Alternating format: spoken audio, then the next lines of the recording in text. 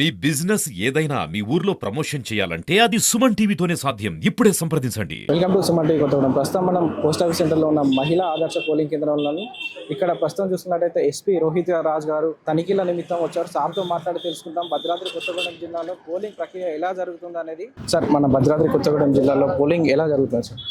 So ఇప్పటివరకు అయితే ప్రశాంతంగా ఉందండి. ఎక్కడ కూడా ఎటువంటి చిన్న ఇష్యూస్ కూడా తలెత్తలేదు. మనకు వెదర్ కూడా కూల్ ఉండడం వల్ల జనాలు కూడా భారీ ఎత్తున తరలి వస్తున్నారు. సార్, అలాగే కొన్ని ప్లేస్లలో క్రిటికల్గా ఉంటుంది అంటున్నారు కదా, అలాంటి ప్లేస్లో ఎలాంటి భద్రత కల్పించారు? సో అటువంటి ప్లేసెస్లో అంటే మనకు భద్రాద్రి కొత్తగూడెం జిల్లాలో 146 క్రిటికల్ పోలింగ్ లొకేషన్స్ ఉన్నాయి. దాని ప్రకారం కూడా ఈసీఐ గైడ్లైన్స్ ప్రకారం సెంట్రల్ రిజర్వ్ పోలీస్ ఫోర్స్ను సిఆర్పిఎఫ్ను డిప్లాయ్ చేయడం జరిగింది. సార్, పోలింగ్ బూత్ కేంద్రానికి రాని వారికి అంటే వికలాంగులకి, వృద్ధులకు సంబంధించి ఎలాంటి ఏర్పాటు చేశారు ఇక్కడ తీసుకొచ్చే విధంగా? ప్రతి పోలింగ్ లొకేషన్లో కూడా అండి వికలాంగుల రిలేటెడ్ ర్యాంప్స్ ఏర్పాటు చేయడం జరిగింది. అదేవిధంగా మా సిబ్బందికి కూడా ప్రాపర్గా బ్రీఫ్ చేయడం జరిగింది. ఎవరైనా ఇటువంటి వారు వచ్చినప్పుడు ప్రాపర్గా హెల్ప్ చేయడం అని ఇన్స్ట్రక్షన్స్ ఇవ్వడం జరిగింది. ఎంతమంది సిబ్బంది డ్యూటీలో ఉన్నారు సార్ ఇప్పటివరకు ఈ పోలింగ్ కేంద్రం పాల్గొంటున్నారు? సో మనకు టోటల్గా 971 పోలింగ్ స్టేషన్స్ అండి.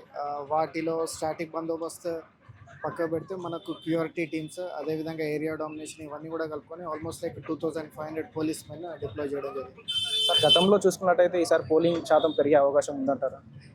Definitely we're hoping for larger turnout of voters.